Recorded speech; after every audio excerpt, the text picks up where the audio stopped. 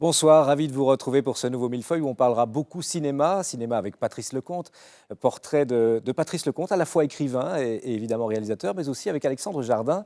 Bonsoir Alexandre, votre Bonsoir. nouveau roman est effectivement ancré en partie dans le milieu du cinéma. C'est de l'autofiction qui nous fait penser à quelque chose. Peut-être Sophie Marceau? Ce sont des personnages que je n'aimais plus et que j'ai fait évoluer. On va retrouver ça tout à l'heure. Tout d'abord, on va retrouver nos chroniqueurs pour la librairie.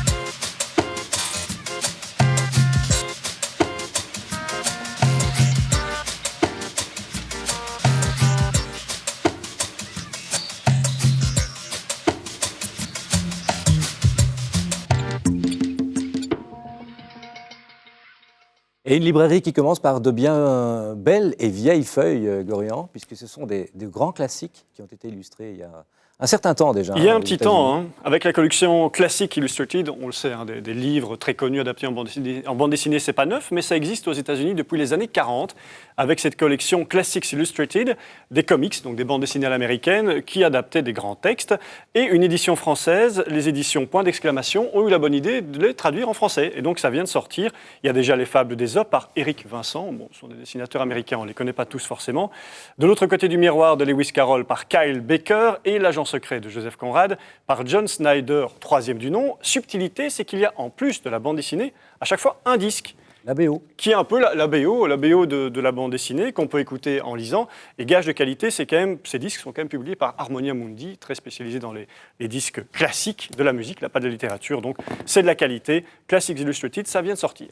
Au rayon des infos, Isaline, quelqu'un qui revient, je ne veux pas dire de loin, parce que c'est plutôt de silence Oui, qu'il revient, d'un long de silence silence, d'écriture et d'interview, depuis près de 50 ans. Alors Voilà, pourquoi on reparle en fait de Jérôme David Salinger, donc l'auteur culte de L'Attrape-cœur. Parce qu'il faut savoir que, avant de vous parler du fait qu'il est sorti de son silence, il faut savoir que depuis 1963, Salinger a posé son crayon, il n'a plus publié une ligne, il n'a plus accordé une seule interview, il n'a plus fait d'intervention en public.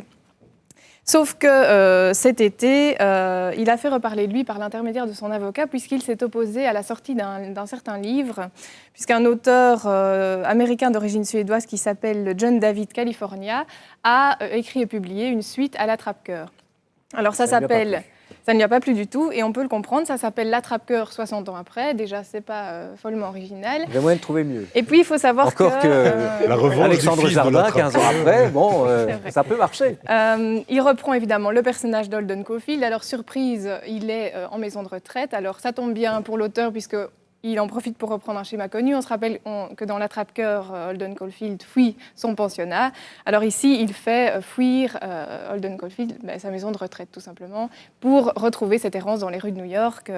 Alors ça n'a pas plu à Salinger, qui est donc intervenu. Et cet été, le tribunal lui a donné raison, puisqu'on a tout simplement interdit la publication de ce livre de John David California. Que vous n'avez donc pas pu lire. Non, alors Salinger, c'est vrai que ça reste un peu un mythe. On se rappelle de Beck BD, par exemple, qui avait fait un film de son essai d'entrer en contact avec son idole absolue, Salinger. Voilà, donc ça, je vous conseille éventuellement... L'Attrape Salinger, si vous vous intéressez à la question. Mais il y a peu de chances qu'on entende de nouveau parler de Salinger avant sa mort, en fait. Voilà. Alors Michel, vous nous parlez des éditions Mango, d'une nouvelle collection ? Tout à fait. Mango avait une collection SF dont on avait déjà parlé, une collection fantasy maintenant. Elle a sa collection de romans policiers pour ados.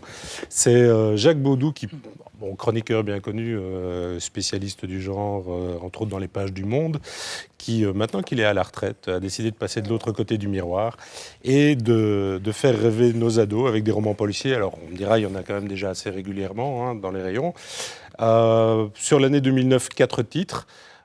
Le Béatrice Nicodème, Assassin, avec un titre un peu accrocheur, qui, à mon avis, est un peu formaté pour les bibliothécaires. Moi, perso, j'ai pas trop aimé. Signé Alouette, Pierre Véry, un grand, un ancien, une réédition. Moi, je l'avais lu en bibliothèque verte, il n'existait plus depuis très longtemps. Et Véry, c'est quand même l'homme qui nous a fait découvrir Narcejac, par exemple, donc de la réédition. Et puis, des jeunes auteurs, comme par exemple André-François Ruot, ou alors Nicolas Bouchard. Là, c'est par contre le vrai coup de cœur, Les Disparus de la Source. Même en tant qu'adulte, j'ai pris beaucoup de plaisir à ça. Donc, bon vent à cette nouvelle collection. Je pense qu'il va y avoir quand même de la qualité. Il prévoit déjà 6 titres pour 2010. Voilà. Sinon, côté qualité, quand même, l'écure déchiquetée, puisqu'il vient de recevoir le Grand Prix de la littérature policière. Donc, généralement, on ne l'accorde pas à des manchots qui écrivent avec une truelle. Et ici, on peut se dire qu'en plus, Hervé Lecor, qui n'écrit qu'un roman tous les 5 ans, si mes souvenirs sont bons, et tous les 5 ans, il parvient à avoir l'un des grands prix du polar, donc l'écure déchiquetée chez Rivage. Si vous vous ennuyez aussi et que vous voulez faire quelques belles frayeurs, c'est pour vous. Alors ça, ce sont les nouvelles collections, entre autres. Il y a aussi des nouvelles pratiques dans le monde de l'édition. Et maintenant, on voit de plus en plus l'apparition des nouveaux médias dans le monde de l'édition. Didier Van Keullart, Thomas Dream, tome 1, ce n'est pas un roman de Didier Van Keullart comme les autres, puisqu'il a d'abord été en feuilleton, non pas sur Internet, mais via un site Internet sur les téléphones portables, les smartphones. Alors c'est ce feuilleton à succès, puisqu'il y a eu beaucoup de téléchargements qui a permis à Didier Van Keullart d'écrire son livre. Plus étonnant peut-être, et plus inquiétant quand même, le nouveau livre de Jacques Attali, Le sens des choses. Alors inquiétant pourquoi ? Parce qu'il se définit comme le premier hyperlivre. Qu'est-ce qu'un hyperlivre ? Laurent, je vous le demande. C'est plus qu'un livre, bien plus qu'un livre. Bien, Laurent, bien, c'est effectivement plus qu'un livre. C'est un livre dans lequel vous trouvez, alors je vais essayer de les montrer à la caméra, des petits codes-barres comme ceci. Voilà, ça, ce sont des petits codes-barres spéciaux pour les hyperlivres. Et il faut un lecteur, ça s'appelle des flashcodes. Il faut un lecteur de flashcodes dans votre téléphone portable ou dans votre téléphone à la maison. Vous pouvez avoir ce genre de lecteur uniquement si vous êtes français. Pas de chance. Donc déjà, ça limite un peu le champ de l'action. Si vous habitez en France, si vous habitez dans en France l'Hexagone métropolitaine. Voilà, donc évidemment, vous pouvez toujours acheter ce livre ici en Belgique, mais vous n'aurez pas la possibilité d'aller jusqu'à lire les hyperliens. C'est quoi les hyperliens ? Au fil des chapitres que vous allez lire, vous avez peut-être envie d'en savoir plus, comme lorsqu'on navigue sur Internet, et d'avoir de la musique par exemple, ou d'avoir d'autres informations. Vous employez le flashcode et vous accédez à ces contenus sur Internet. 1, ça coûte, évidemment, et 2, ce qui est un peu inquiétant, c'est que grâce à ça, on peut vous tracer. Et donc, l'éditeur sait dorénavant qui a lu son livre à quelle page, quels sont les chapitres qui ont le mieux marché, et par exemple, d'où viennent ces lecteurs. Un peu inquiétant. Mais pourquoi inquiétant, Thierry ? C'est bien, c'est la société du futur. Oui. Relisez Philippe Cadic. On peut mettre simplement des notes en bas de page aussi. Ça laisse moins de traces. Si vous vrai. empêchez de dormir, tiens, puisqu'on en parle des Alors, choses inquiétantes. c'est une phrase d'Yvan Audouard. Vous savez, Yvan Audouard, c'était un journaliste, un écrivain qui est mort en 2004 et qui était devenu un vieux monsieur absolument délicieux qui raconte avec beaucoup de bonheur ses souvenirs, notamment dans Le sabre de mon père. Et si j'ai pensé à lui, c'est parce que son fils, Antoine Audouard, qui est écrivain, éditeur aussi, il vient d'éditer effectivement à l'Olivier L'Arabe, qui est un roman très efficace, très effrayant et qui raconte simplement ce qui se passe dans un petit village du sud de la France lorsqu'un Arabe débarque. C'est évidemment toutes les réminiscences des racismes quotidiens qu'on retrouve dans ce roman. Et qu'on trouvera un petit peu avec le livre de Kamel Ajaji que nous recevrons tout à l'heure, Fuck You New York. Et ici, donc, Yvan Audouard, donc son père, avait écrit il y a quelques années dans L'heure d'été, qui est un roman qui est paru chez Stock. Je ne sais pas s'il est toujours disponible. Il avait écrit donc « C'est faire honneur au soleil que de se lever après lui ». Jacques, j'espère que cette phrase constitue la parfaite transition pour parler de Pierre Mertens. C'est-à-dire que Parce qu'il Pierre a une belle Mertens ne actualité, veut là. pas dire qu'il va se coucher, loin de là, mais enfin, il ne vous aura pas échappé qu'il vient d'avoir 70 ans, 70 ans. Et il fête ça avec nous en sortant 2 livres. Un livre de critique. Vous savez que la critique chez Mertens, c'est quelque chose de très passionné. Il ne parle que d'auteurs qui ont vraiment compté très intimement pour lui, qu'il a parfois connu d'ailleurs. Et alors, il y a cet événement, moi c'est un événement en littérature belge, c'est que Pierre Mertens a débuté avec 3 livres successifs en 68, 69, 70, je crois, qui s'appelaient L'Inde ou l'Amérique, Le niveau de la mer, La fête des anciens. Et puis, il réédite le tout sous un titre commun qui est Paysage avec la chute d'Icare. Et ça a une extraordinaire unité par des retours de personnages, des retours de thèmes, des retours de préoccupations. Le secret est assez simple. C'est qu'à l'origine, il y avait un seul manuscrit qu'il a commencé à écrire à 18 ans, qu'il a envoyé à un éditeur, aux éditions du Seuil, et qui lui a conseillé de le diviser. En le rassemblant, je crois qu'il a fait, dans l'âge de la maturité, une de ses grandes œuvres de la maturité, avec des textes de jeunesse. C'est au Seuil, bien entendu. C'est au Seuil. L'autre roman, l'autre livre de texte. C'est un éditeur qui s'appelle L'Écriture. Merci Jacques. Nous allons maintenant nous pencher sur un mot un petit peu barbare. Si je vous dis à vous, Michel, le mot PLV, vous voyez tout de suite de quoi il s'agit. Plaisir, luxe, volupté. Exactement. Et vous, Laurent? Certainement. Tous les mots qui commencent par PLNV.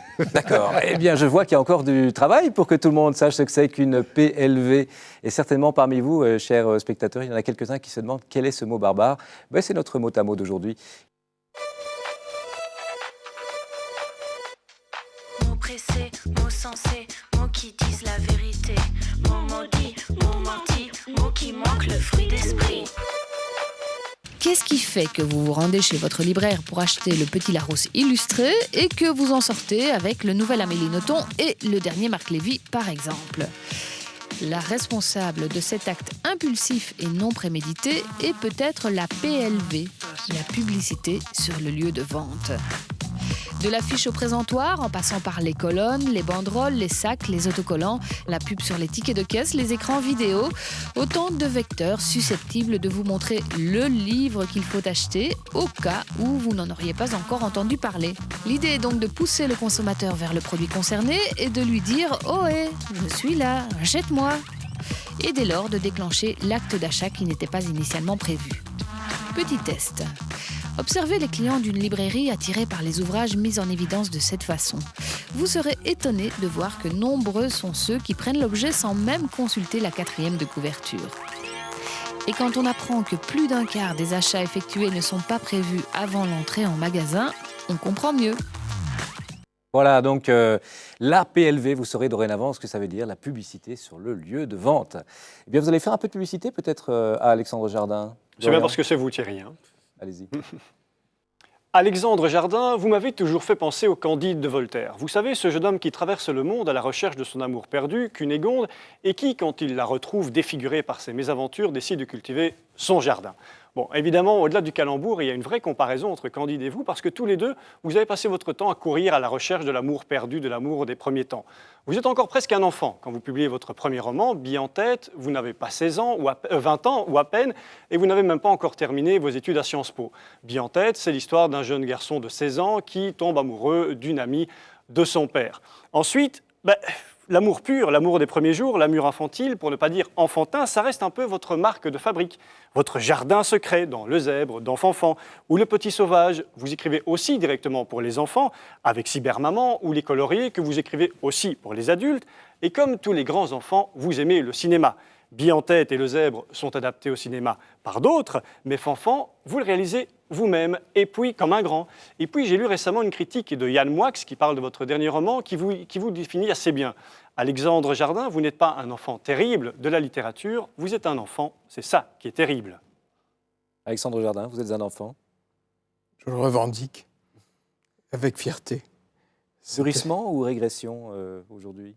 Non, pour moi, un enfant, c'est quelqu'un qui n'existe pas. C'est quelqu'un qui devient.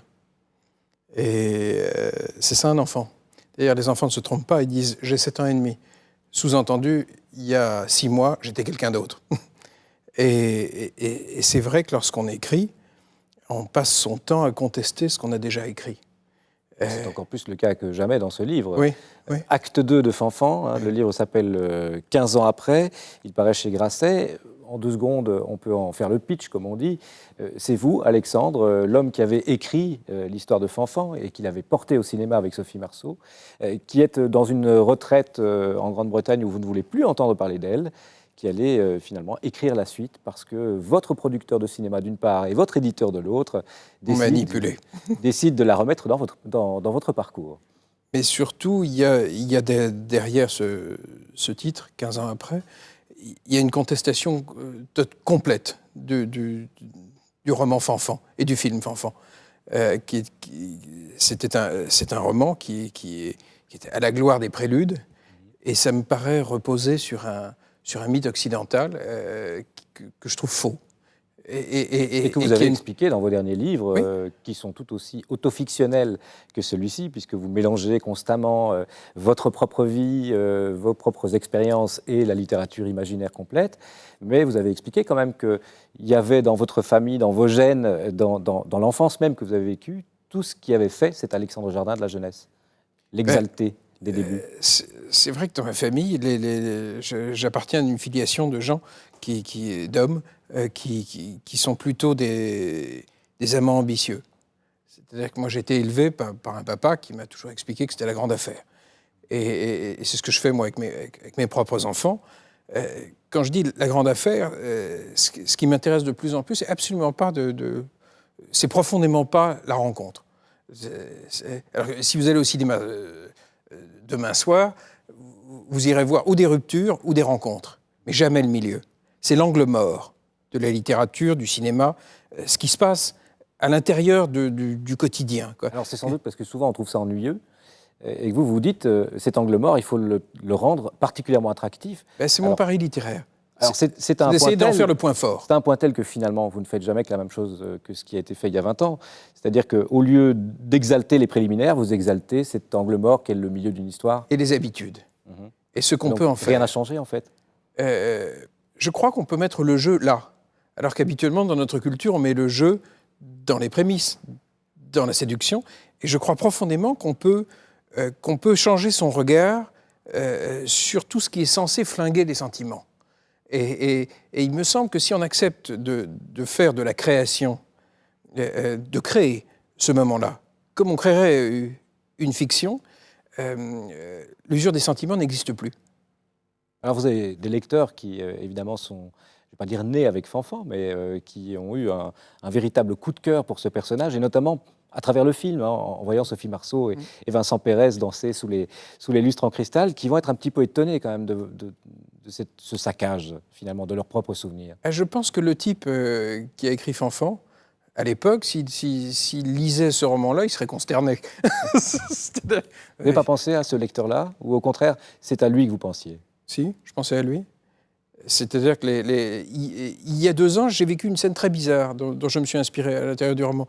Des amis, pour mon anniversaire, m'ont offert un projecteur pour voir les films en grand à la maison. Mais je n'avais pas ils ne m'ont pas offert d'écran. Bon, et donc, je me suis retrouvé avec ce projecteur, et il n'y avait personne chez moi. Et j'en ai profité pour regarder Fanfan, que je n'avais pas vu depuis l'époque où j'avais tourné le film. Et j'ai vu un film qui m'a révolté. Scène après scène, je voyais un type s'agiter, courir autour de Sophie Marceau et tenir des propos que je désapprouvais.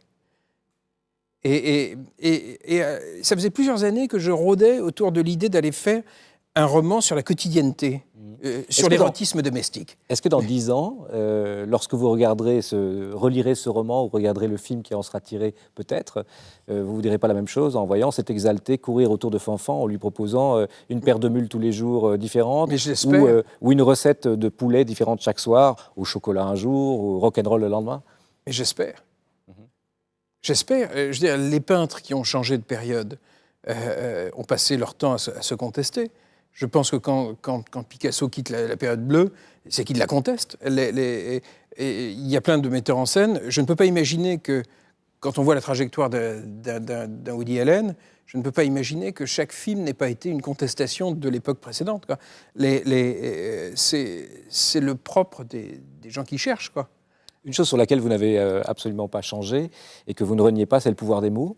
Vous faites dire, par exemple, à votre éditeur, Dizzy, a raison, dites-vous, le perspicace Dizzy pensait que c'est le mot rose qui donne leur parfum aux roses. Vous avez toujours été convaincu du pouvoir des mots. Ça ne changera pas, ça. Je crois qu'on peut jouer. C'est ce qui fait un vrai écrivain? Comment? C'est ce qui fait un véritable écrivain? Je dirais pas ça. Je crois que ce qui fait, en tout cas moi, ce qui me touche lorsque je lis un livre, c'est lorsque je tombe sur un objet qui crée un monde qui est le seul possible pour celui ou celle qui l'a créé. Que ce soit Goscinny ou peu importe l'auteur. Mais moi, je ne jouis véritablement que lorsque je tombe sur un monde qui est le seul possible, que ce soit un polar ou peu importe d'ailleurs. Et je crois que c'est ça qui domine. Et puis la quantité de joie injectée dans cette création. Moi, lorsque j'écoute du Bach, j'écoute pas de la musique, j'écoute de la joie. Alors quand vous avez ce personnage de Faustine qui est d'une noirceur absolue, on est plus loin que dans les plus noir des personnages de Walt Disney, où il fallait incarner le mal. Elle incarne plus que le mal. C'est le plaisir du mal à l'état brut. Mais de la jouissance du Où est votre joie, à vous, là-dedans? J'ai aimé détester cette fille. Et quand on fabrique un personnage, non pas que l'on déteste, mais que l'on aime détester, on a accès à sa pire face. Et c'est vrai que cette fille est construite à l'envers, puisqu'elle ne peut coucher avec un homme que si elle le hait, et elle déteste le seul homme qui les fait jouir. Qui par ailleurs est votre éditeur? Oui, qui par ailleurs... Et puis, la vie aussi m'a confronté à des êtres comme ça. À l'époque où lorsque j'ai écrit Fanfan, je n'imaginais pas qu'il y avait des femmes comme ça. Femme qui occupe ce fauteuil, si j'ose dire, puisque chaque soir, elle flingue je un ne vous ai livre à pas la télévision. Mais Faustine. je ne suis pas Faustine, puisque je ne fais pas chaque soir une critique à la télévision, mais c'est à peu près ça. Son boulot, c'est être critique littéraire de choc, c'est-à-dire dire du mal de tout le monde. Ça, et surtout Ce broyer. sont les gens que vous détestez vraiment, ça? Ceux qui très- vous ont fait du mal, entre autres. C'est très minoritaire dans la critique. La plupart, c'est quand même sont des gourmands. Honnêtement, la plupart sont vraiment des gourmands. Mais je ne dirais pas que c'est son métier. Son vrai métier, c'est de flétrir les êtres. Et donc, dans le roman, elle C'est est ce qu'elle là. va tenter de faire avec Alexandre et Fanfan. Mais elle est là pour apporter la touche d'ombre qui permet de faire sortir de la lumière. C'est pour ça que je n'envisageais pas dans un roman comme ça de ne pas introduire cette part d'ombre. Est-ce qu'au début du livre, il n'y a pas une espèce de surstylisation? On a l'impression que vous vous écoutez écrire et puis qu'après, vous êtes pris par l'histoire. Il faut mettre en route la machine. La machine à croire en son propre monde. Et donc, il faut essayer d'imposer sa langue au départ, de manière un peu brusque, hein, un peu brutale. Est-ce que vous allez changer tout le vocabulaire de la vie courante, en plus, après? Oui, il modifie tout. Il modifie tout. Mais c'est ce qui m'intéresse. Je ne crois pas que... Je n'ai jamais cru que le réel n'existe pas. Et il dépend toujours de l'opinion que l'on en a. Et derrière l'opinion, il y a le choix du mot qui est posé. C'est-à-dire que si vous remplacez le verbe aimer par le verbe étonner, quelque chose d'autre surgit. Je t'étonne. Oui, je t'étonne. Dites à la femme que vous aimez, non pas je t'aime, mais je t'étonne. Et regardez ce qui se passe. Évidemment, c'est ce que le héros essaye de faire. C'est juste un truc d'écrivain? De jouer avec les mots. Malheureusement, j'aimerais qu'il y ait plus d'écrivains sur Terre. C'est-à-dire de gens qui ont foi dans la possibilité de défier le réel. Alors le réel, ce sont aussi les autres qui écrivent. Je vous propose de rejoindre nos chroniqueurs pour entendre leurs critiques sur les livres du moment. J'imagine qu'elles vont vous faire réagir, en tout cas certaines d'entre elles. Alors Laurent, vous allez ouvrir le tir, si j'ose dire. Si vous le voulez, avec Elietta Bekassis. C'est un livre que vous avez aimé, hein, c'est pas un tir de barrage, loin de là. Non, ça s'appelle Séfarade. C'est, je pense, vraiment un livre somme.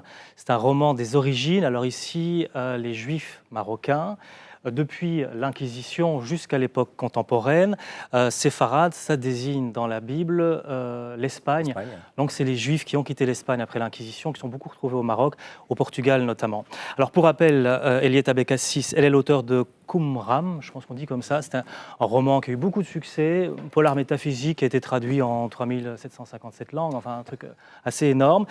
Un heureux événement aussi dans ce livre-là, elle remettait un peu en cause les bonheurs, soi-disant, la maternité. Donc c'est vraiment quelqu'un qui a le souci du monde, de l'état du monde, et surtout des rapports entre les sexes. Alors elle est née, comme son héroïne, à Strasbourg, dans un milieu religieux, juif. Alors cette séfarade, donc, c'est la grande histoire, avec toutes les étapes de cette espèce d'exil des Juifs d'Espagne, et aussi le portrait d'une jeune femme qui est enfermée en elle-même. Elle dit qu'elle est voilée à l'intérieur, qui est victime des traditions, qui est soumise à ses parents, parce que, paraît-il, dans la culture séfarade, enfin dans la communauté séfarade, les enfants naissent pour le bonheur des parents, c'est-à-dire qu'ils sont liés à ce bonheur tout au long de la vie, et les parents ne reculent devant aucune manipulation pour garder les enfants enfants dans leur giron. Il y a vraiment des pages qui sont assez Je vous révoltantes. interromps parce que c'est un peu ce qui vous est arrivé avec vos parents dans votre vie, qui n'étaient pas du tout séfarades, mais vous c'est étiez un là très beau aussi, livre. dans C'est vraiment vous étiez un là très aussi dans le cadre de leur propre bonheur. Moi, il créait aussi une tribu, une autre réalité, un autre champ de réel, puisque le romanesque était accepté. On avait le droit de basculer dans une dimension romanesque. J'ai 13 ans, je ramène une fille à la maison, elle fout le camp en train en Yougoslavie, papa me dit « on va rattraper le train ». Donc on saute dans l'avion, on loue une voiture, on roule toute la nuit, on arrive sur le quai à Ljubljana, en Slovénie, la fille sort, et là je me dis je vais être immortel parmi les femmes de sa famille, et il y a un mec de 20 ans qui l'attendait. Mais on acceptait de faire rentrer le romanesque. Ici, c'est un peu, il s'agit de sortir, surtout d'une réalité trop pesante, parce que, comme je le disais, elle est soumise à peu près tout, hein, Esther. Et puis, elle est comme nous, elle est faite de multiples origines, je vous l'ai dit, donc elle est séfarade, ça veut dire que c'est pas ashkénaze, il y a des différences. Bon, je vais pas développer ici. Elle est née à Strasbourg, mais elle est d'origine marocaine, mais elle est aussi française, donc il faut mettre un peu d'ordre dans ce chaos. Et c'est en fait un bouquin qui parle d'émancipation. Hein. C'est d'un côté cette grande histoire, on apprend vraiment des choses, c'est très érudit, et puis ça nous touche parce que je pense que nous tous, on est constitués de beaucoup d'éléments différents, et surtout, elle n'essaie pas de nous convaincre, Eliette Abécassis, elle ne fait pas de cette Esther une pauvre victime, parce que franchement, elle est à gifler parfois, parce qu'elle semble se soumettre volontiers, elle est un petit peu psychorigide sur la question israélo-palestinienne, bon voilà, c'est assez traditionnel, et puis ça pose des questions, comment justement on peut transmettre un roman familial, comment on peut transmettre les traditions, comment surtout, à mon avis, on peut régler la question de l'amour, parce qu'ici, les mariages sont arrangés, donc ce sont des questions économiques, culturelles, religieuses. Comment on peut être heureux là-dedans quand dans cet amour-là, on n'a pas choisi son ou sa partenaire. Et plutôt que de parler de choc des cultures, je crois qu'il faut parler de collision des temps. Il y a encore là des grands-mères qui croient vraiment à la sorcellerie, ou en tout cas à une espèce de vaudou comme ça, avec des poupées, qu'on appelle ça des poupées, oui, qu'on épingle, on jette des sorts, il y a encore ce monde-là. Et puis, il faut sortir de cette espèce de carcan sans se renier. Voilà, c'est un très beau roman. Oui. Voilà. Oui. C'est un très beau livre. Très beau livre. C'est-à-dire que c'est le seul monde possible, mental pour elle. Et du coup, ça devient universel. Et du coup, ça devient possible à transmettre. C'est un splendide livre. Vous allez nous parler d'un roman très attendu. Dès avant sa sortie, il avait déjà réussi à fédérer pratiquement toute la presse américaine derrière lui. Moi, j'ai lu cette nuit, j'en suis encore pantelant comme ça. C'est le dernier Philippe Roth en français. J'en ai sorti 2 en Amérique depuis. Et je dois dire que, pour m'expliquer le bonheur que j'ai pris à le lire, ce que vous venez de dire sur l'injection de la quantité de joie est la réponse. C'est-à-dire que là, il raconte vraiment la vie d'un écrivain au bout du rouleau. Il a plus de 70 ans, il est impuissant, incontinent, il ne veut plus rencontrer personne. Il y a 11 ans qu'il a quitté la ville, il n'a plus d'amis, il n'écoute pas la télé, il n'a pas l'Internet, il n'a pas de portable non plus. Il est complètement relégué. La seule chose, c'est qu'il a toujours du succès. Évidemment, ça peut, bien entendu, un petit peu consoler un écrivain. Pour le reste, il rencontre, parce qu'il retourne quand même à New York pour se faire réparer quelque chose à la prostate, qui n'avait pas réussi à la première opération. Et là, il rencontre des gens du milieu littéraire, forcément. Alors, il essaye de détruire un couple de jeunes écrivains. Il se dispute avec un jeune critique qui veut à tout prix écrire une biographie sur un écrivain que lui a connu et dont il ne veut absolument pas qu'on écrive une biographie. On est tout le temps en révolte contre tout, mais on a une espèce de joie intérieure à le lire de ligne à ligne qui tient exactement à ça, c'est-à-dire à la singularité de l'univers, comme vous disiez tout à l'heure, et puis à son plaisir de le dire. Alors moi, je pensais à un autre écrivain qui s'appelle aussi R.O.T.H. Qui est un homonyme. C'est un homonyme. Lui, ça se dirait plutôt Joseph Roth, parce que c'est un écrivain autrichien, juif de l'époque de l'Autriche-Hongrie et puis de la République. Ils ont une chose en commun. Bien sûr, ils sont juifs tous les deux, mais il y a aussi le bonheur de l'expression. Et là, ce sont des chroniques sur la Vienne d'après l'Empire. Et il sent la décadence, il sent qu'un monde est enfoui, comme Zweig en a parlé aussi. Mais il en parle peut-être mieux parce que d'une façon plus sensuelle.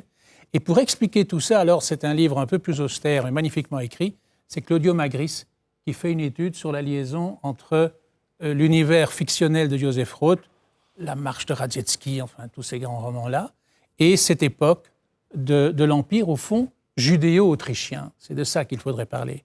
C'est une étude universitaire, mais qui se laisse lire. Donc voilà, entre les deux, Roth, comme ils disent, et Roth, il y a Votre quoi cœur s'amuser. balance, mais je pense que le Philippe Roth aura plus de succès parce que Ça risque. c'est bien parti pour être une des grosses ventes de cet automne. Oui, oui.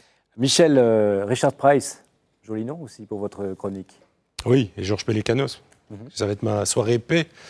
Je vais enfoncer les portes ouvertes pour les Polars 2, mais en période de rentrée littéraire, généralement, le genre sort un petit peu avant et beaucoup après. Et ici, il y a vraiment deux auteurs incontournables qui, pour une fois, sont sur les étals en même temps.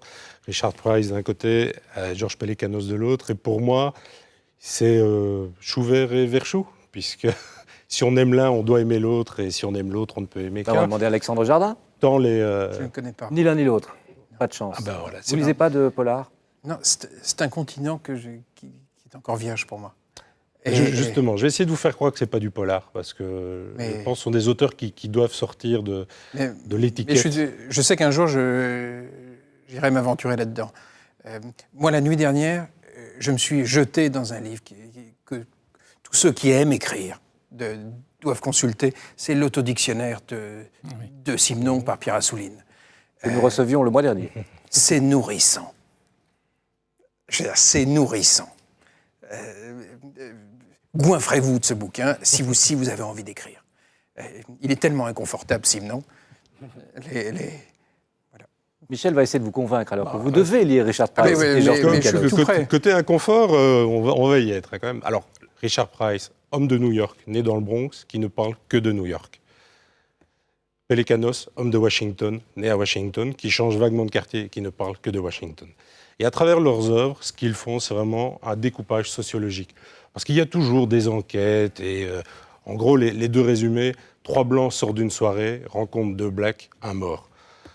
3 jeunes blancs vont faire les cakes dans le quartier noir, rencontrent 3 blacks, un mort. Mais c'est pas ça qui est important. Ce qui est important, ce sont les relations humaines, toute cette construction de personnages très justes, de personnages un peu comme vous et moi, parce que des mecs qui vont dans une soirée un peu bobo, dans un quartier Oui, qui à part que flirte. nous, on laisse pas des morts derrière nous en général. Moi, je ne sais. Moi, en tout cas. Ah, je sais pas. Moi, je pense que, par exemple, dans certains quartiers de Bruxelles qui se gentrifient, on flirte quand même avec des quartiers où il y a des émeutes et où on tire à l'arme lourde récemment, par exemple, ce genre de choses. Et c'est ça qu'ils évoquent. C'est cette limite très ténue entre une réalité d'un gars qui tient un café et qui sort avec ses amis, mais ils se disent bon, on va quand même tenter. Voilà.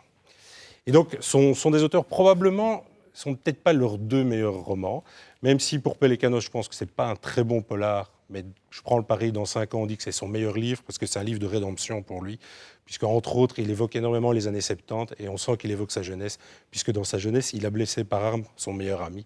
Et il y a quelque chose à régler. Du vécu. Voilà, il y a du vécu.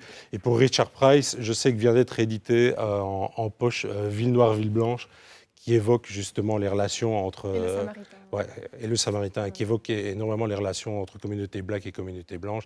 Et c'est sublime, c'est un voyage. Je laisserai peut-être le dernier mot à un grand monsieur qui était Chesterton, mort en 1936, quand même, cité régulièrement par Simenon comme un grand homme, qui disait « Le roman policier, c'est l'Iliade des grandes villes ». Et je pense qu'aujourd'hui, au XXIe siècle, il y a 4 personnes, James Ellroy, Denis Lehane, Ellroy, Los Angeles, Denis Lehane, Boston, Pelecanos, Washington, Richard Price, New York. Qui vous a convaincu? Vendu. Allez, c'est parti. On va parler cinéma, nous, en ce qui nous concerne, mais enfin, pas tout à fait cinéma et littérature, puisque nous avons eu la possibilité de rencontrer, juste avant l'été, Patrice Lecomte. Vous savez que c'était à ce moment-là la sortie de son premier roman. Donc Patrice Lecomte n'est plus aujourd'hui un réalisateur, c'est un écrivain. Un peu comme vous n'êtes plus tout à fait écrivain, vous êtes aussi réalisateur. Et évidemment, la question, c'est Fanfan 2, quand? J'ai posté le livre vendredi dernier aux acteurs. Je leur ai caché l'écriture. Je voulais que Marceau aille dans sa boîte aux lettres, qu'elle ouvre l'enveloppe et qu'elle tombe sur le bouquin. Mais j'ignore si elle est chez elle. Je ne sais pas si elle tourne en ce moment.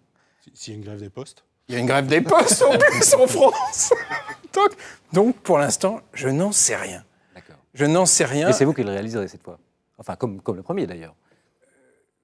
Oui, mais très différemment et en ayant subi l'influence d'un roman considérable, pour tous ceux qui aiment la mise en scène, en ayant lu et relu, je crois, une vingtaine de fois l'année dernière, L'homme qui rit de Victor Hugo, qui est le plus grand cours de mise en scène. Je ne peux pas imaginer que tous les grands génies qui ont fabriqué des images au XXe siècle n'aient pas lu L'homme qui rit. C'est un cours de mise en scène. Merci à vous et on viendra voir le film avec Sophie Marceau. Si elle ouvre l'enveloppe. Si elle ouvre l'enveloppe. Patrice Lecomte était à Bruxelles, c'est Régine Dubois qui nous propose ce portrait.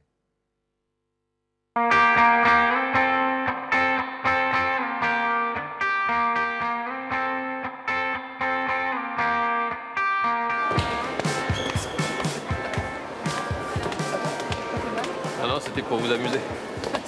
Je suis le bon client. Hein. Ouais. Le nouveau Spirou. Je savais que je ne venais pas ici pour rien, mais à ce point-là, formidable. Merci infiniment. Merci beaucoup. Oh là, oh là. Il y a des années et des années, je ne sais pas quand j'ai... Oh, il y a même de la couleur. C'est la télévision couleur. J'ai déposé toutes mes pages de bande dessinée ici. Ça n'a aucune valeur, hein, bien sûr, mais c'est idiot que ça s'abîme, quoi. Bah, aucune valeur. Non, enfin, pour vendre, quoi. C'est 5 ans de votre vie, quand même, la BD. En effet. Oh là, je suis content. Ça n'est pas sans une certaine émotion. J'étais à l'école de cinéma, je lisais Pilote. C'était extra Pilote. Et j'étais devenu, je sais pas par quel coup du sort, copain avec Gottlieb.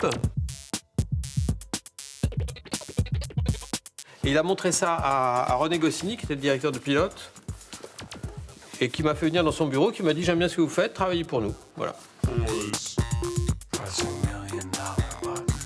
Ça vous arrive encore de dessiner?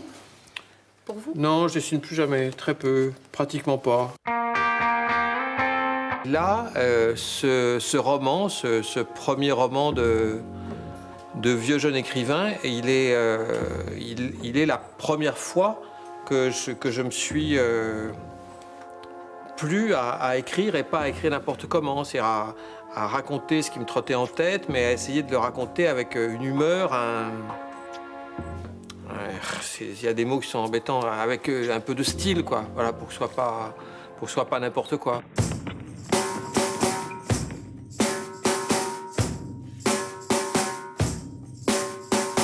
Le verbe faire est un de mes verbes préférés de la langue française. Au moins, voilà, quand on a fait quelque chose, même si c'est quelque chose de pas bien, mais au moins c'est fait, donc on peut en discuter. Excusez-moi, mais vous êtes en train d'uriner sur ma voiture. Comment ça? Vous êtes en train d'uriner sur ma voiture.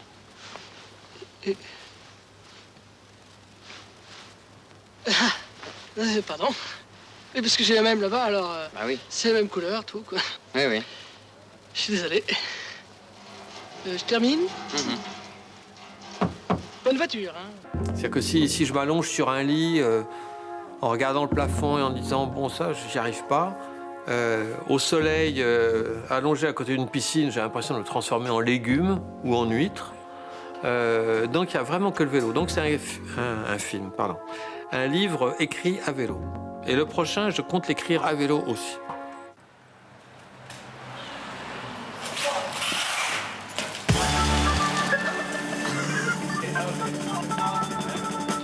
Oui, c'est un livre ensoleillé, quoi, pour l'arrivée du printemps. Et puis quand l'été sera là, je dirais que c'est un livre ensoleillé pour l'été. Et à l'automne, on arrête. Bon, on va parler un peu donc, du livre.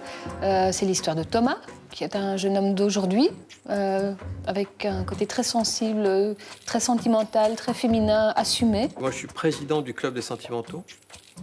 Vous pouvez prendre votre carte. Je ne sais pas si je vous montrerai. Ça existe vraiment? Non, mais enfin, on peut le dire. Hein. Non, mais virtuellement, ça existe. Et c'est vrai qu'il a 27 ans, il aime les chiffres ronds. Il se dit, bon, alors, d'ici la prochaine dizaine, donc d'ici 30, ce serait quand même bien que j'arrête de papillonner au gré des rencontres et des aventures, mais que je me fixe un peu. Mais quitte à se fixer, autant que ce soit avec la femme de sa vie.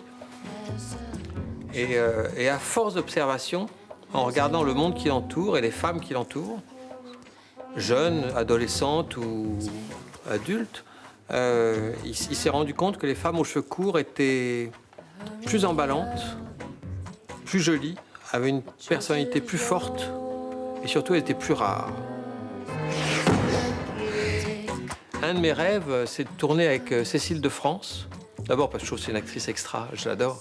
Mais en plus parce que j'aurais pas besoin de lui faire couper les cheveux. Elle est livrée clé en main. C'est agréable, quoi. Alors que Vanessa Paradis, pour La fille sur le pont, 2 mois de boulot pour lui faire couper les cheveux. Il y a longtemps, j'habitais une rue du côté pair, au numéro 22. Et je regardais par la fenêtre les numéros impairs, les maisons d'en face, parce que je croyais que les gens étaient plus heureux, que les pièces étaient plus claires, que les soirées plus gaies. Mais les chambres étaient sombres, les pièces plus petites, et les numéros impairs regardaient ceux d'en face. Parce que la chance, on croit toujours que c'est ce qu'on n'a pas. Quand j'étais petit, même si ça semble un peu extravagant aujourd'hui, j'étais gros. Et j'étais oui, assez rond et on me surnommait Babar. C'est vous dire que j'étais pas filiforme. Donc mes yeux tombent justement sur l'art de Babar.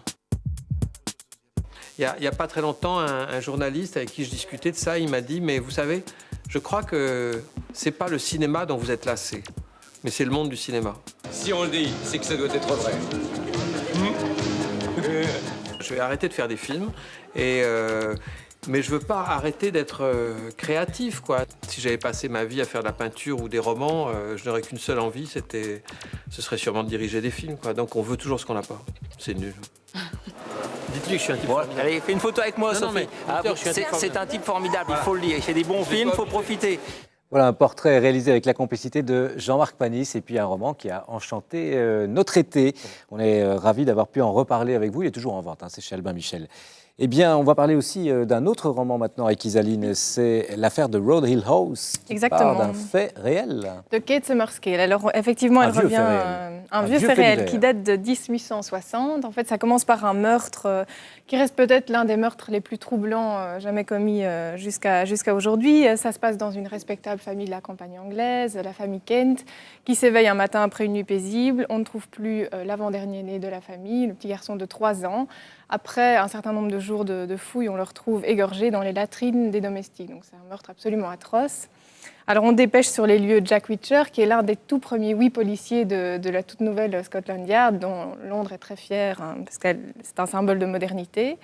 Et Jack Reacher établit directement que le meurtrier doit être un interne de la famille, domestique ou membre de la famille. Par contre, l'affaire va mettre des dizaines d'années à être vraiment résolue.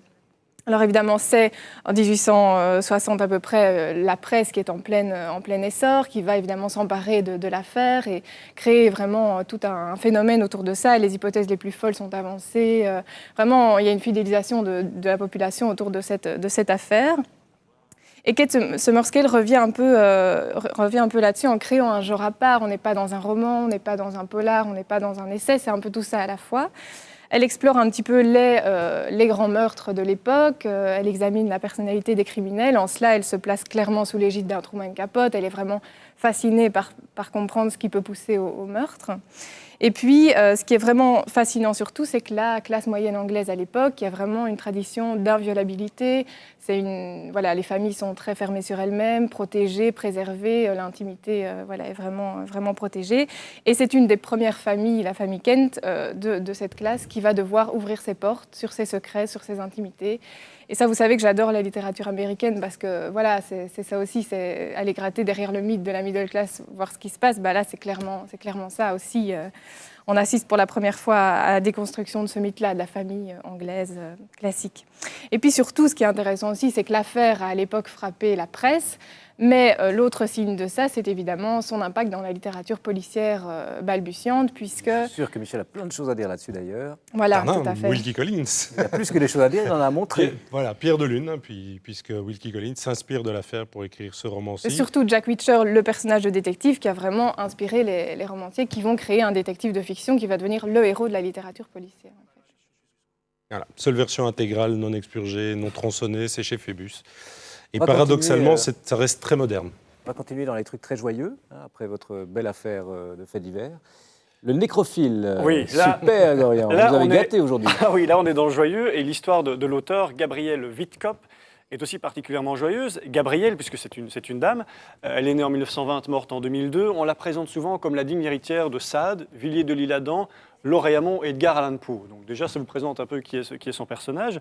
Sa vie a été très particulière, très peu banale. Elle a épousé, par exemple, juste après la Deuxième Guerre mondiale, un déserteur allemand nazi homosexuel, elle-même étant lesbienne. Ils se sont mariés. Il s'est suicidé, ce monsieur, en 1986. Il souffrait de la maladie de Parkinson. Et Gabrielle a dit qu'elle avait un peu aidé à le faire. Elle avait en tout cas poussé à le faire. Elle-même se suicide en 2002. En tout cas, on pense qu'elle s'est suicidée. Elle avait un cancer du poumon. Et on présume qu'elle s'est suicidée, ou en tout cas, elle avait préparé le suicide. Et si elle ne s'est pas suicidée, c'est que la mort l'a dépassée. Donc, je vous le disais, on rigole beaucoup avec Gabrielle. Elle a écrit plusieurs livres, en français et parfois directement en allemand, pour faire plaisir à son époux. Et j'ai choisi pour vous le pire de ces livres, évidemment. En tant qu'affaire. Le nécrophile. Comme son titre l'indique, le nécrophile, c'est l'histoire d'un nécrophile, donc un homme qui aime faire l'amour avec des cadavres. C'est l'histoire de Lucien N. On ne donne pas son nom au cas où il aurait existé, qui est un antiquaire. Sa spécialité, c'est les netsuke. Les netsuke, c'est des statuettes japonaises du XVIIIe siècle. Je vais vite vous lire une description de ce que sont les netsuke, en tout cas de ce que sont leurs positions. Mortes sodomisées par des hyènes, succubes fellateurs, squelettes masturbateurs, cadavres enlacés comme des nœuds de vipères, fantômes dévorateurs de fœtus, courtisanes s'empalant sur la rigidité d'un mort. Donc, oui, c'est très particulier. Vous me dégoûtez, Gordon. Franchement, et ce livre est... Vous profitez honteusement de l'heure de diffusion. Voilà, exactement. On profite, c'est le soir, on peut C'est ça, le faire. en fait, le vrai truc. Et ce livre, vous allez me croire, forcément, est dérangeant. Dérangeant d'abord parce que ce n'est pas vraiment un roman, c'est un journal intime. Donc on lit vraiment ce que le personnage nous raconte, on est dans sa tête, on vit avec lui. Donc il n'y a aucune distance entre le lecteur et le narrateur, c'est déjà suffisamment troublant. On est encore plus troublé par le fait qu'en fait le personnage, Lucien, est profondément amoureux des cadavres avec lesquels il fait l'amour. On ne parle pas de viol, hein, on peut leur demander leur avis. Il est vraiment amoureux d'eux. Et ça a une certaine poésie macabre très déplaisante parce qu'on se rend compte à quel point ces sentiments sont justes et profonds. C'est une poésie des cimetières, hein, pas des arcs-en-ciel et des petits oiseaux, mais c'est poétique quand même. Et puis c'est très déplaisant aussi à lire en public parce que le titre est quand même tout à fait évocateur. Moi j'ai lu une partie dans un avion et je vous avoue que j'étais un peu dérangé à l'idée que les gens sachent très bien ce que j'étais en train de lire. Parce que vous étiez dans un avion où les trois quarts des gens risquaient de ne pas être francophones. Oui, et où dormaient, c'était la nuit. Essayez de faire ça dans un train entre Bruxelles et Charleroi. C'est très bizarre, mais ça fait partie du plaisir de la lecture de ce livre, qui est en plus doublé par différents collages réalisés par l'auteur, qui sont nettement moins perturbants que ce qu'on peut lire. Les collages sont moins violents que les mots. Et puis, si vous l'osez, alors c'est à lire aux éditions Verticales. C'est pas pour tous les lecteurs, c'est vraiment s'il faut l'oser, mais c'est un vrai plaisir, perturbant. Mais ça fait du bien de temps en temps d'être perturbé par un livre. Je vous le conseille. Eh bien, pendant que nous accueillons Kamel Ajaji pour Fuck You New York, qui est son premier roman, moi je vous dis un petit mot de ceci, alors Gorian, parce que ça répond à ce que vous venez de dire. Ça s'appelle Stiletto. C'est paru dans la même collection, chez le même éditeur que le roman de Kamel Ajaji. Julia Quino, donc deuxième roman, elle est nantaise, elle a 22 ans, et c'est paru donc chez Exprime Noir, chez Sarbacane. Et là, ce ne sont pas les nécrophiles, mais quand même, c'est un couple de journalistes de très grosses feuilles de chou à scandale. Et leur principale source d'information, c'est la morgue. Et ce sont les médecins légistes qui leur livrent les histoires les plus croustillantes possibles. Ce sont ces histoires qui vont leur permettre d'écrire d'horribles articles que tout le monde s'arrache. Et voilà, c'est un peu le même genre d'idée, mais c'est passionnant et c'est excellemment écrit par Julia Quino. Stiletto. Donc Kamel Ajaji nous rejoint. Où est-il ? Bonsoir. Vous écrivez donc Fuck You New York, votre premier roman dans la même collection, je le disais, que Julia Quino, la collection Exprime chez Sarbacane. Malek, votre héros, a 21 ans. Oui. Il est fan de séries américaines, comme vous. Et il part aux États-Unis, à New York précisément, à l'université, pour parfaire ses connaissances et son parcours universitaire. Ça devrait être la plus belle année de sa vie, puisqu'il va retrouver finalement tout le décor des séries qu'il adore. Il arrive 2 ans après le 11 septembre et l'aéroport est le début de la porte de l'enfer. Oui. Bon, je tiens à préciser que c'est une fiction quand même, parce que on m'a déjà posé la question, mais c'est pas autobiographique. C'est inspiré, même si moi j'ai vécu à New York, mais c'est inspiré. Mais je voulais prendre la température de cette Amérique-là, post-11 septembre, qui était très manichéenne. Et je voulais parler un peu de cette paranoïa qu'il y a eu et où se situer lorsqu'on est un jeune d'origine arabe. Est-ce que si on voit une tronche d'arabe à la télé qui est cataloguée terroriste, comment on se sent, quoi. Donc, En l'occurrence, il se sent plutôt mal, puisque il se sent mal, oui, parce il est mis dans une autre file que ceux des gens qui vont passer tout de suite. Donc, il existe vraiment, hein, pour le coup. Et qui existe vraiment. Si vous allez à New York, ça existe vraiment. Il y a un véritable interrogatoire, oui, assez dégradant quand même. Oui, assez dégradant, mais je voulais faire une sorte... je voulais construire le roman comme une sorte de Taxi Driver, où le personnage arrive plein d'espoir dans cette Amérique-là, il se dit moi ça va être génial, c'est le rêve américain, ça va cartonner.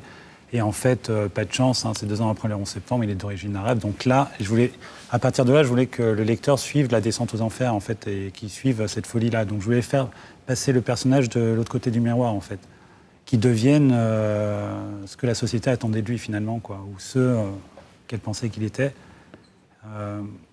Moi, c'est vraiment cette thématique-là qui m'a... Une écriture extrêmement nerveuse, je dirais même parfois proche du verlan, ou de l'écriture des banlieues, comme on l'appelle aussi. Vous insistez, parce que vous parlez beaucoup au lecteur, je te dis tu, pas le temps d'envisager le vouvoiement.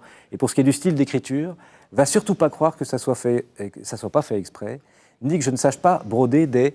Quelques souffrances me causent le seul fait de l'admettre, de mon âme un démon s'est voulu rendre maître.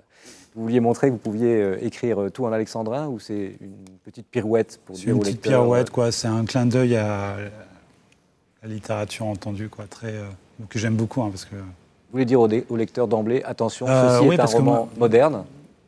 Moi, j'écris vraiment pas dans un but de prendre l'humanité de haut, le monde, ou etc., quoi. Moi, j'ai besoin d'être associé à un autre qui n'existe pas forcément, donc je ne peux pas écrire d'une manière élitiste. Donc pour moi, c'était presque une obligation d'associer le lecteur à ce que j'écrivais, quoi, en fait. Ça sent le bitume, hein. Oui, mais ça c'est les influences, hein. Moi, je suis influencé par le gonzo, par la littérature de Tom Wolfe, de Bret Easton Ellis. Donc très anglo-saxonne, même s'il y a des écrivains français que j'adore ou d'autres, mais donc j'aime bien, moi j'aime beaucoup la littérature urbaine, teintée un peu de soufre, qui sont l'aujourd'hui, quoi, l'actuel. Moi j'aime bien ça, oui. Alors vous parlez d'influence très américaine, pourtant certains se diront, est-ce qu'il s'agit d'un roman anti-américain? Ah non, pas du tout, non. Parce que finalement le héros va se brûler les ailes à son rêve new-yorkais. Oui. Non, pas du tout. Non, c'est plutôt... à la limite, on peut dire que c'est une histoire d'amour un peu passionnelle. Je t'aime moi non plus, peut-être à la limite, quoi, mais anti-américain, non, sûrement pas. Non, parce que le personnage est rempli de référents américains, donc son identité est déjà imprégnée de la culture américaine. Et ça, je crois que c'est vrai pour beaucoup de jeunes, c'est-à-dire qui se construisent une réalité qui est parfois différent de ce qui existe vraiment, mais qui est tellement transféré, passé à travers le cinéma, la télé, etc., que parfois il peut y avoir certaines surprises, quoi. Je sais pas, après c'est ce qui construit les clichés ou non, je sais pas, mais c'est comme quelqu'un qui va à Paris, qui s'attend forcément à trouver un bateau-mouche, une rose rouge. Il se dit, moi j'ai vu tous les films de Truffaut, de Godard, donc là j'arrive, c'est pas ça du tout, il pleut, les Parisiens sont chiants.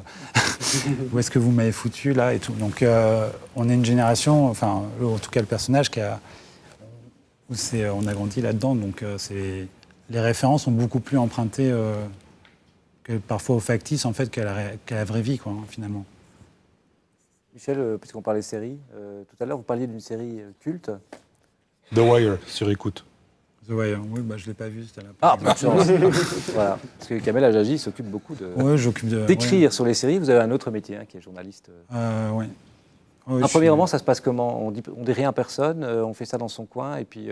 Non, moi j'avais déjà l'idée depuis 1 an, en fait. Donc je l'ai pensé depuis 1 an, mais je l'ai écrit assez vite parce que c'était déjà calibré, en fait. Je savais exactement la forme d'écriture, quel style d'écriture... Je savais à peu près tout, en fait, donc j'ai écrit assez vite. Et puis après, c'est la trouille d'être complètement passé inaperçu parmi les 650 nouveautés, puisque vous êtes sorti en même temps que la rentrée littéraire. Non, je m'en moque un peu. Non, je me prends pas trop la tête là-dessus, hein. J'ai fait mon truc, je l'ai envoyé de manière lambda, et puis Thibaut, l'éditeur, le directeur de la collection Exprime, m'a rappelé tout de suite après. Là, je l'avais envoyé par mail, même pas par courrier, parce que... ça commençait à me fatiguer d'envoyer des courriers. C'était la 6e édition à laquelle j'envoyais. Il n'y avait pas encore de réponse, mais par courrier, je me suis dit, non, ça me gonfle. J'ai envoyé par mail, donc il a rappelé assez vite en fait. Donc, Comme quoi ça peut marcher même quand on envoie par mail. Hein. Alors là, ça c'est Ouais. une première, en tout cas dans le cadre des envois de romans dont on nous parle dans l'émission. Hein. Fuck You New York, donc les titres de votre roman, Kamel Ajdaji. Merci d'être venu nous en parler. Merci à vous.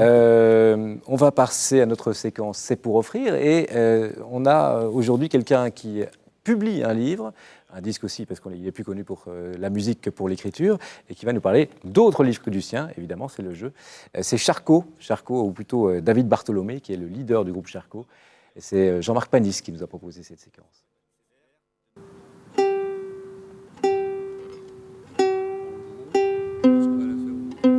Bonjour, mon nom est David Bartholomé, je suis chanteur d'un groupe rock qui s'appelle Charcot.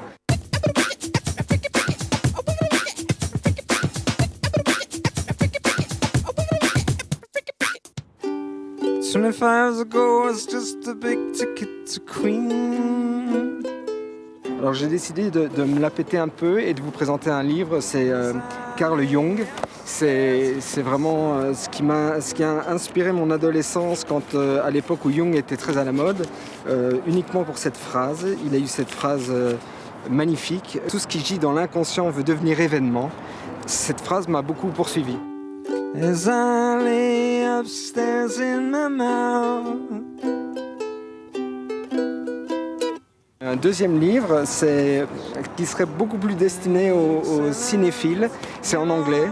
Ça s'appelle Easy Rider Raging Bulls. Et ça m'a considérablement aidé à démythifier la création, parce que ça parle de tous les génies qui ont fait la nouvelle vague américaine 69-75, Coppola, Friedkin, Dennis Hopper, George Lucas, etc., Scorsese. Ça parle de comment ils ont travaillé et pourquoi c'était si dur de créer. Et c'était à l'époque de mon premier disque et je me suis dit que c'était finalement une très très bonne chose de lire la souffrance des autres. Un de mes livres préférés au monde et je l'offrirai à tous les gens qui sont un peu mal dans leur peau parce que ça permet de relativiser aussi le mal-être et de voir avec un petit recul, un peu de cynisme. C'est de Groening, l'homme qui a inventé les Simpsons. Ça date d'avant les Simpsons. C'est un livre absolument fabuleux sur la société urbaine moderne, plutôt la société américaine.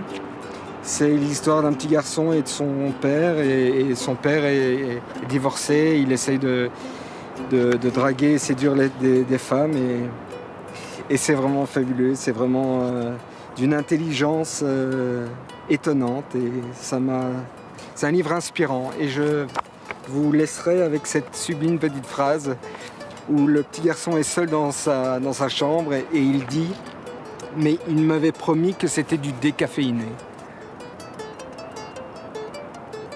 Voilà, merci beaucoup. Mais de rien du tout. David Bartholomé, donc je montre son livre qui vient de sortir, là, Charcot Journal 2003-2009, ou Comment, en voulant grimper, j'ai construit une échelle en abattant un arbre au lieu de monter à l'arbre. Voilà, c'est le titre donc de son livre qui est peut-être pas forcément facile à trouver. C'est paru chez Bandit ASBL. Et puis, on arrive tout doucement à la fin de cette émission. Et il faut que je vous parle d'un petit concours parce que vous pouvez gagner ceci, qui est le catalogue de l'expo 60s qui s'est ouverte aux Beaux-Arts, avec 4 grands dessinateurs, hein, Guido Crépax, Paul Cuvelier, Jean-Claude Forest et Guy Pellart. Nous avons des catalogues et nous avons aussi des entrées à l'exposition. Donc n'hésitez pas à vous rendre sur notre site internet pour gagner des places ou le catalogue pour cette très très belle exposition de bande dessinée. C'est le mois d'octobre, donc c'est aussi la fureur de lire, ne l'oubliez pas, du 14 au 18 octobre, la fureur de lire. Plein de choses qui se passent un peu partout en communauté française pour mettre le livre en avant, dont le Lectomaton qui en est à sa 3e édition, si je ne me trompe pas. Et bien, petit coup d'archive sur l'édition de l'an dernier du Lectomaton. Une jeune créature qui vous roule une pelle ne peut pas quitter une soirée sans au moins vous dire adieu. Quel coup de chance que je connaisse l'adresse de sa villégiature. Dans un instant, je serai fixé. Peu importe après qu'on fasse l'amour. On avait toute la vie devant nous. Qui est-ce ? Mon amour, c'est moi. Pardon de te réveiller. Tu ne m'as pas dit au revoir en partant. Il faut que je te pose une question, c'est tout. Juste une question. C'est très important pour moi. Et après, je partirai. Je te laisserai dormir. Mon cœur, je n'ai jamais été dans cet état. Laisse-moi entrer juste un instant, je t'en supplie. Et je finis par poser la question qui me taraudait depuis la promenade sur la plage. Dis-moi, est-ce que t'es une fille ou un garçon ?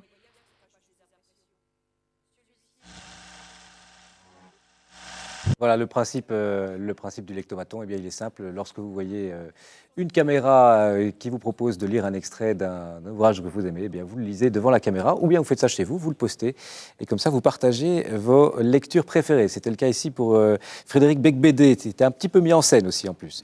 Donc, je vous rappelle les dates, 14-18 octobre, La Fureur de lire. En ce qui concerne notre prochain rendez-vous, eh bien, c'est le 3 novembre. Nous aurons sur le plateau Bernard Werber, Serge Joncourt et Vincent Ravalec. N'oubliez pas, depuis le mois de septembre, l'émission Millefeuille est disponible sur le site RTBF La2 Revoir pendant 7 jours. Ne vous privez pas, regardez-nous et re-regardez-nous.